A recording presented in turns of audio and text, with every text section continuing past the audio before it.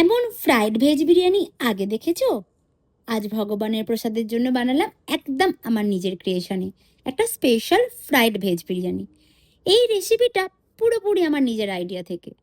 সাধারণত বাড়িতে ভেজ বিরিয়ানি প্রায়ই বানাই, কিন্তু আজ ভাবলাম একটু আলাদা রকম করে করি না।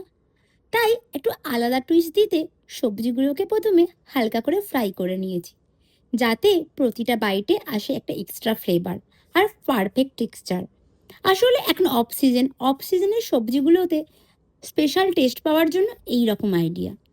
প্রথমে নিজের মতন করে কিছু স্পেশাল স্পাইসেস আর ভালোবাসা দুটোই মিশিয়ে দিলাম। স্টেপ বাই স্টেপ তৈরি করলাম এই স্পেশাল ভেজ বিরিয়ানি। অবশ্যই ভেজ বিরিয়ানির মশলাটা আমার নিজের বানানো। যদি তোমরা কেউ ওই বিরিয়ানি মশলার রেসিপি চাও, অবশ্যই দেবো। সবচেয়ে ভালো ব্যাপার কি জানো? এটা কোনো কপিড রেসিপি না, পুরোটা আমার নিজের এক্সপেরিমেন্ট আর ক্রিয়েটিভিটি।